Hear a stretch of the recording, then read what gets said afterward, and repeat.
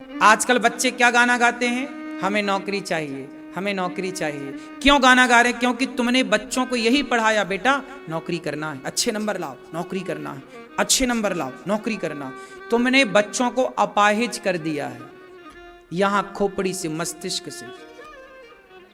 आपने ये क्यों पढ़ाया कि बच्चा तुझे नौकरी करना है? तुमने ये क्यों नहीं पढ़ाया, बेटा पढ़ो, इसलिए पढ़ो कि तुम्हें नौकरियां, बड़े होकर नौकरियां देने वाला बनना है। नौकरियां दो।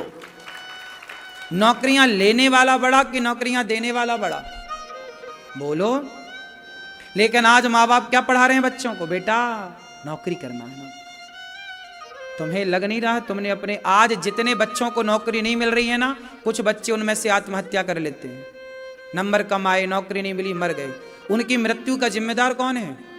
उनके माता पिता जिम्मेदार हैं, उनके माँ बाप जिम्मेदार हैं कि तुमने बच्चों को क्यों नौकरी के आश्रित रखा, क्यों नहीं उनकी बुद्धि को विकसित किया कि बेटा एक द्वार बंद है तो कोई बात नहीं, 4 दरवाजे खुले हैं तेरे लिए, जा बिजनेस करना, व्यापार करना, तू तो बुद्धिमान है, क्या जरूरत है नौकरी करने की। टाटा, बिरला, अडानी, अंबानी ने भी नौकरी की होती तो तुम्हारी तरह आज 50,000 रुपया की नौकरी कर रहे होते वो। थोड़ा सोच बड़ी रखो, संकीर्ण विचारधारा में कब तक जियोगे? मर गए कितने बच्चे बेचारे नौकरी ना मिलने के कारण आत्महत्या कर लिए। नंबर नहीं आते, कुछ बच्चे 10वीं क्लास में फेल हो गए, नंबर कम आए, मर गए। अरे भाई, फेल होने वाले बच्चे भी इतिहास रच जाते हैं। आप बच्चों को बहुत टॉर्चर करते हो, नंबर लेके आना है, नंबर लेके खा, सब्जी बना के खाओगे नंबरों की? क्या करोगे नंबरों का? पढ़ाई लिखाई बुरी नहीं है, पर टॉर्चर बुरा है, प्रेशर देना बुरा है। बच्चे की जितनी क्षमता, पढ़ रहा ठीक है, उसे पढ़ाई ठीक है, पर क्या बिना पढ़े लिखे लोग सफल नहीं हुए? बताओ। क्या बिना पढ़े लिखे लोग इतिहास नहीं रचे? बताओ। फिर बच्चों को ऐसे मोटिवेट करो, ऐसे बताओ कि बेटा पढ़ना जरूरी है, ठीक है, नंबर लाओ, ठीक है, लेकिन बेटा तुम्हें बड़ा होकर ना बिजनेस करना है, व्यापार करना है, ऐसा बनना है कि तुम्हारे पास 4 लोग नौकरी लेने आए।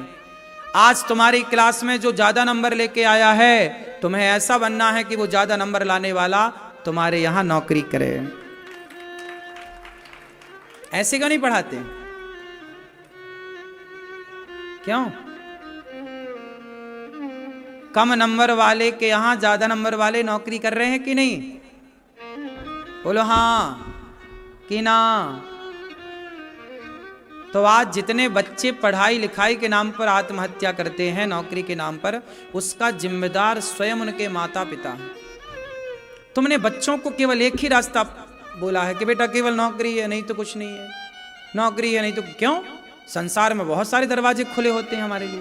क्यों बेटा, बात सही है। हम नौकरी नहीं कर पाए, हमने अच्छे नंबर नहीं लाए, कोई बात नहीं, हम दूसरे फील्ड पे जाएं, दूसरा काम कर लें, हम बिजनेस कर लें, व्यापार कर लें, उद्योग कर लें, क्या नहीं कर सकते भाई? बताओ। कितने रास्ते खुले, क्या नहीं कर रहा है आज का आदमी?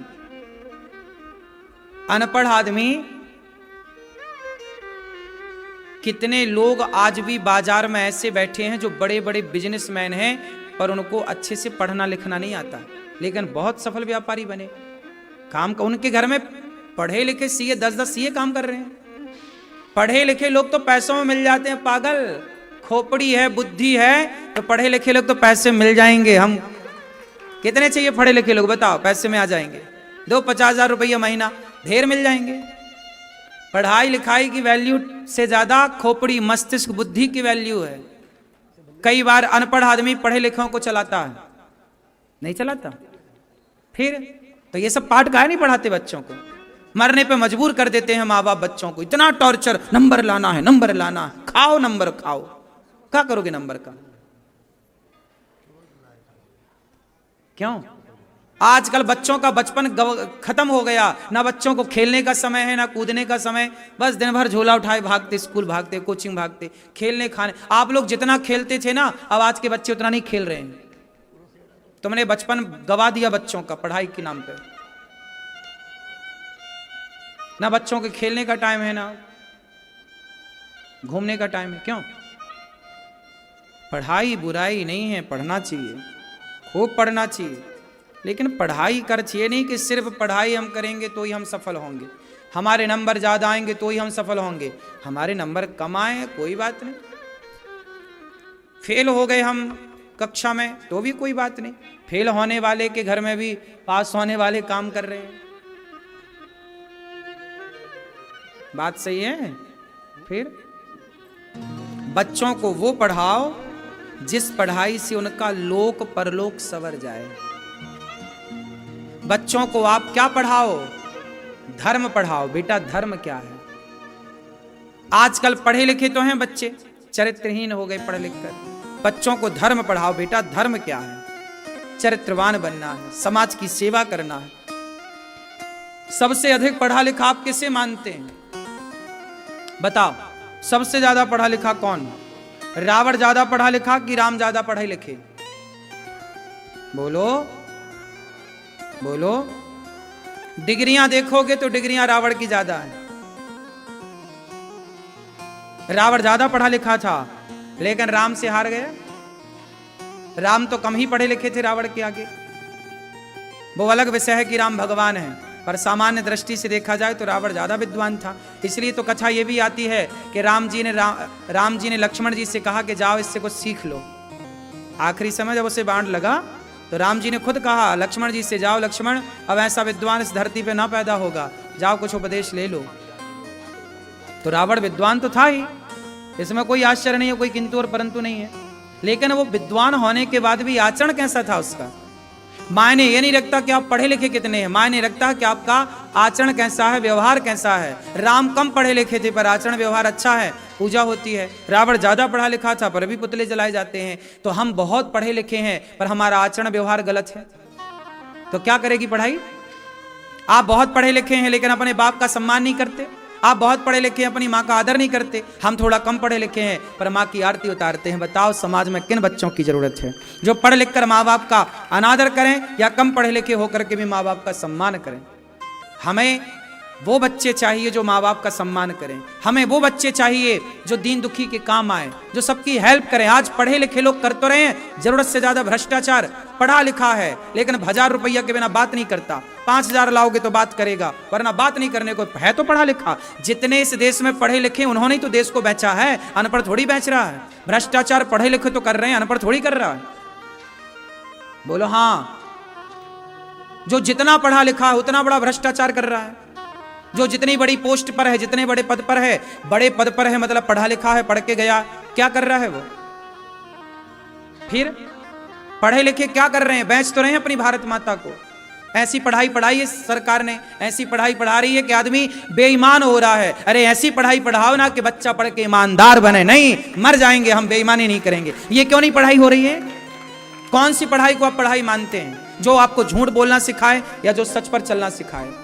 आजकल पढ़े लिखे लोग झूठ बोल रहे हैं कि सच बोल रहे हैं? फिर क्या पढ़ाया है, क्या पढ़ाया जा रहा है? पहले पढ़ाया जाता था धर्म। पहले का आदमी हरिश्चंद्र जैसा होता था, मर गया बिक गया पर धर्म नहीं छोड़ा, सत्य नहीं छोड़ा, प्राण जाए पर वचन न जाए। और आजकल का आदमी तो पैसे के लिए कपड़े, बॉलीवुड क्या कर रहा है? नंगा घूम रहा है बॉलीवुड। पैसे के चक्कर में कपड़े उतार के घोड़े ने फोटो खिंचवाई। बोलो हाँ। फिर ये तो पैसे के लिए नंगे होने को तैयार है। ये पढ़े लिखे लोग प्रचार कर रहे हैं, दाने दाने में केसर का दम। ये पढ़े लिखे लोग प्रचार कर रहे हैं। संडे हो या मंडे, अंडे का प्रचार पढ़े लिखे लोग कर रहे हैं। जंगली रमी डाउनलोड कौन करा रहा? पढ़े लिखे लोग डाउनलोड करा रहे हैं। पढ़े लिखे तो हैं पर तुम्हारे बच्चे को जुआ खेलना सिखा रहे हैं, तुम्हारे बच्चों को गुटखा खाना सिखा रहे हैं। मुझे पीने का शौक नहीं, पीता हूं गम भुलाने को। पढ़े लिखे तो हैं ये, तुम्हारे बच्चे को शराब पीना सिखा रहे हैं। आग लगे ऐसी पढ़ाई में जो तुम्हें झूठा बना दे। हम कम पढ़े लिखे हैं पर सच के राह पर चलते हैं। आप भी अपने बच्चों को सच की पढ़ाई पढ़ाना। बेटा मर जाना अच्छा है, झूठ काहे बोलना यार, सच बोल के जिएंगे हम। क्यों मेरी माँ, क्या बोलती तू? सच बोलना है। और आज की पढ़ाई क्या सिखा रही है? बोलो, झूठ सिखा रही है कि नहीं? आजकल के बच्चे स्कूल जाते हैं, झूठ बोलना सीख जाते हैं। क्या मजाल, पहले का बच्चा झूठ नहीं बोलता था। पहले लोग झूठ बोलने से डरते थे। पहले लोग 1 लाख रुपया देने के बाद भी झूठी गवाही नहीं देते थे। आजकल तो आदमी 1 कप चाय में झूठी गवाही दे दे, यार तुमने चाय पिलाई, चलो हम तुम्हारे लिए झूठ बोलते हैं। पहले आदमी चींटी नहीं मारता था, पहले का अनपढ़ आदमी चींटी मारने से डरता था, और आजकल का पढ़ा लिखा अपने बाप को मारता है, अपनी मां को मारता है, और पैसा ले दे के मर्डर और करा देता है। बोलो हाँ कि ना? इसलिए पढ़ाई आजकल सरकार जो पढ़ा रही है वो पढ़ाई है ही नहीं, कचरा है। पढ़ाई तो वो है ना मेरी मां, जो आपको सत्यवादी बनाए, दयावान बनाए। अब जिस पढ़ाई ने आपको झूठा बना दिया वो काय की पढ़ाई है? राम पढ़े तो प्रातः काल उठ के रघुनाथा, मात पिता गुरु ना वही माथा।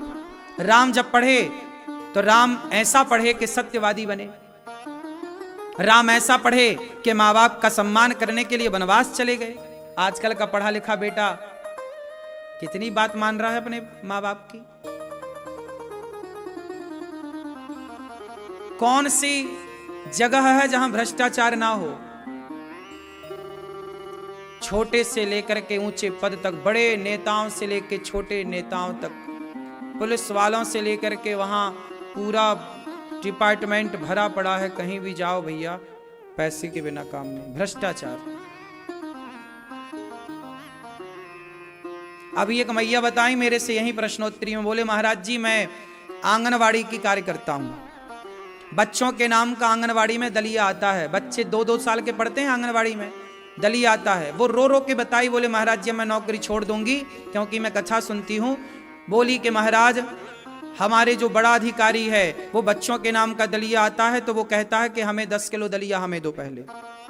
सोचो बच्चों के दलिया खा रहे हैं ये एक एक। अब उन जो बड़ा आप होता है ना उसके अंडर में ऐसे 50 आंगनवाड़ी आते हैं, तो 50 आंगनवाड़ी केंद्र से उसने 10-10 किलो दलिया लिया, तो सोचो कि 50 गुणा 10 कर लो, फिर वो दलिया बेच देता होगा उसके बड़े अधिकारियों को थोड़ा थोड़ा पैसा, बोले सबको बढ़ता है ये पैसा। अब सोचो ये भ्रष्टाचार है। जो 2 साल का बच्चा है उसके नाम का जो दलिया आता है वो भी भ्रष्टाचार की बलि चढ़ता है इस देश में। ये बात सही है कि गलत है? अब बताओ। अब ये पढ़े लिखे लोग ना भ्रष्टाचार कर रहे हैं, पढ़े लिखे। हम तो बच्चों का दलिया नहीं खा रहे हैं, खा रहे हैं हम तो गौरी गोपाल में आप सबको बढ़िया दाल चावल सब्जी रोटी खिला रहे हैं भीख मांग मांग के। हम भी क्यों खवाएं, पैसे बचा के रखें? लेकिन हमने झूठ की पढ़ाई नहीं पढ़ी ना, हमने सच की पढ़ाई पढ़ी, इसलिए सेवा कर रहे हैं। हम भी झूठ पढ़े होते तो हम भी काहे को करते, पैसे बचाते। अंतर है साहब पढ़ाई में। आप लोगों ने मेरे से, मैं आपको मैं बताऊं, मैं केवल 10वीं तक पढ़ा हूं। ये दास अनिरुद्ध, हम सिर्फ 10वीं तक पढ़े, उसके आगे नहीं पढ़े। हम 10वीं तक पढ़ के ही समझ गए कि ये पढ़ाई हमारी मतलब की नहीं है। हमने अपने पिताजी से बोल दिया कि हमें वृंदावन ले चलो, हम भागवत पढ़ेंगे। हमारे पिताजी 1 साल तक नहीं लाए, बोले नहीं तुम पढ़ो, हम तुम्हें नहीं ले जाएंगे। हम 1 साल तक गैया चराते रहे पर हम पढ़े नहीं। हमने कहा भागवत ही पढ़ेंगे। भागवत जी पढ़ना था, बिहारी जी को ये सब सेवाएं करानी थी, इसलिए हमने वो पढ़ाई को हाथ जोड़ा और ये पढ़ाई पढ़ने स्टार्ट की। भागवत जी पढ़े, पुराण पढ़े, वेद पढ़े, जो पढ़े, आध्यात्म की पढ़ाई जो हमारी वैदिक पढ़ाई थी वो पढ़ी। आज गौरी गोपाल गुरुकुल में 150 बच्चे पढ़ रहे हैं। क्यों पढ़ रहे हैं? क्योंकि हम ईमानदारी से काम कर रहे हैं। बेईमान होते तो आज गौरी गोपाल गुरुकुल में जाओ, बच्चों को देखो, उनके रहने की खाने की कैसी व्यवस्थाएं। सारे बच्चों को रात को 1-1 गिलास दूध मिलता है, सुबह नाश्ता मिलता है, दोपहर के भोजन मिलता है। हम तो उनका दूध की कटाई नहीं कर रहे हैं कि दूध काहे पिलाएं, और उनके माँ बाप से 1 रुपया नहीं लेते, पैसा नहीं लेते 1 रुपया। क्या जरूरत थी हमें? अब 150 बच्चों को, ये बच्चों को कल हम ले गए थे सब भक्तों को दर्शन कराने गुरुकुल का, कि चलो दर्शन करो। तो आप भी गौरी गोपाल गुरुकुल का दर्शन करिएगा। बच्चे पढ़ते हैं, निःशुल्क उनका खाना पीना रहना। हम आप लोगों से भीख मांग मांग के सब सेवाएं करते हैं। हमारे मन में भी पाप होता तो क्या जरूरत थी गुरुकुल खोलने की? 4 से 5 लाख रुपया खर्चा है महीने का, 5 लाख रुपया महीने का खर्चा है केवल गुरुकुल का। 5 लाख रुपया तो कहीं नहीं गया महीने का, खाना पीना रहना और जो आचार्यों की फीस इत्यादि सब पढ़ाने के लिए पैसा तो देना ही पड़ता है, जिनको रखेंगे पढ़ाने के लिए। 50-50 हजार रुपया महीना देता हूं मैं एक आचार्य को पढ़ाने का। पूरे भारत में कहीं पे भी सरकार पहले वर्ष में 50,000 रुपए किसी शिक्षक की तनख्वाह नहीं देती, लेकिन गौरी गोपाल गुरुकुल में पहले वर्ष से ही हम 50,000, क्योंकि उच्च कोटि के शिक्षक लाए हैं, अच्छी क्वालिटी के हैं, पढ़ाएंगे तो उसका बच्चों को परिणाम मिलेगा। 5 लाख रुपए महीने का कम से कम खर्चा, ज्यादा से ज्यादा तो अभी। और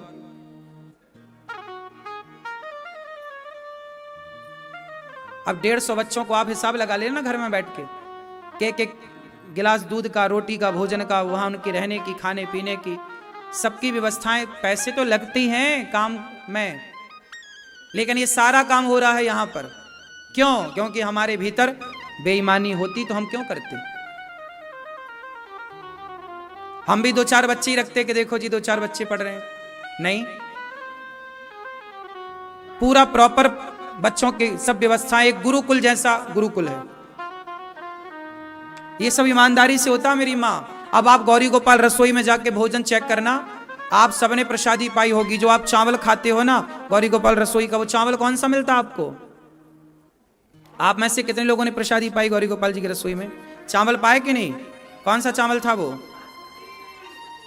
आप बताइए। बासमती चावल आप लोग अपने घर पे नहीं खाते,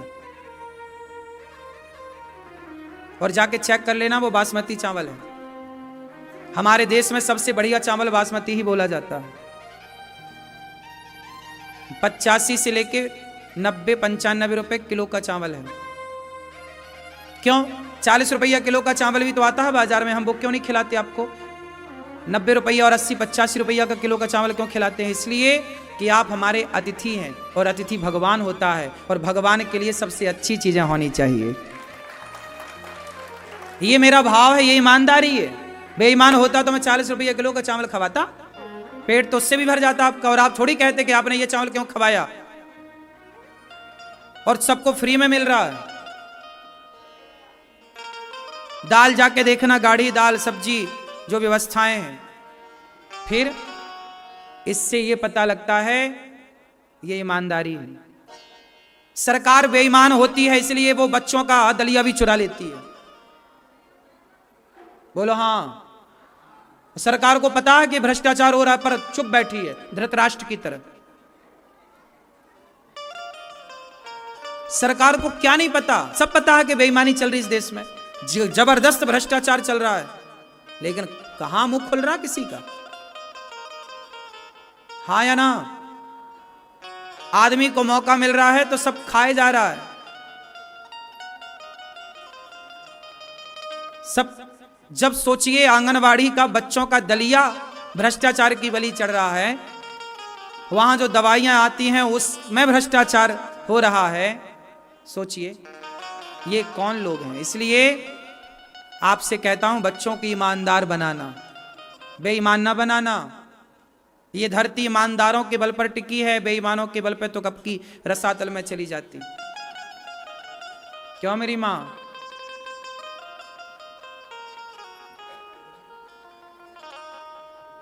गौरी गोपाल आश्रम में माताएं रहती हैं, 290 माताएं। ईमानदारी से उन मां की सेवा करता हूं। उन मां को कोई दवाई की कमी ना हो, उन मां को कोई चीज की कमी ना हो। ईमानदारी है। सरकारी वृद्धाश्रमों को जाके देख लेना, सरकारी व्यवस्थाओं को जाके देख लेना। मैंने आपको बताया था ना कि सरकार की ओर से यहां पर एक अन्य क्षेत्र खोला गया वृंदावन में, 1 महीना ना चला पाई सरकार, और ये गौरी गोपाल में अन्य क्षेत्र 5 साल से चल रहा है, कोरोना काल से। तो इसलिए मेरी मां, क्योंकि करने वाला ईमानदार है तो करेगा, और करने वाला ही बेईमान हो जाएगा तो कुछ ना हो पाएगा।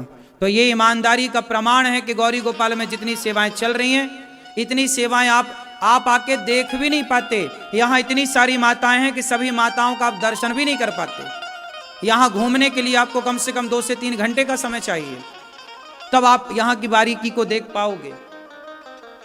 आप आए 10 मिनट में देख के चले गए, 10 मिनट में आप कुछ नहीं देख पाते। आप कुछ समझने के लिए यहाँ की सेवाएं सोचिए। जबकि मैं बहुत ज्यादा पढ़ा लिखा नहीं हूं, लेकिन गौरी गोपाल आश्रम की सभी सेवाएं देखो सुव्यवस्थित चल रही हैं। समय से अपना सब काम चल रहा है, समय से अन्य, मैं यहां बैठा हूं फिर भी वहां पे अन्य क्षेत्र बट रहा है, रसोई बट रही है, साधु संतों को भोजन समय से बढ़ता है, समय से सेवाएं चलती हैं, टाइम टू टाइम काम होता है, समय से काम होता है। क्यों होता है? क्योंकि ईमानदार हैं। जहां बेईमानी होती है वहां व्यक्ति का स्वार्थ होता है, और जहां स्वार्थ होता है स्वार्थी व्यक्ति ईमानदार हो ही नहीं सकता। इसलिए अपना निज स्वार्थ छोड़ करके हम देश के लिए, समाज के लिए सोचेंगे, तब ईमानदार बनेंगे। ईमानदार वही होगा जो सबके लिए सोचता होगा। जो अपने लिए सोचा वो स्वार्थी है, वो ईमानदार नहीं हो सकता। अपने लिए सोचता है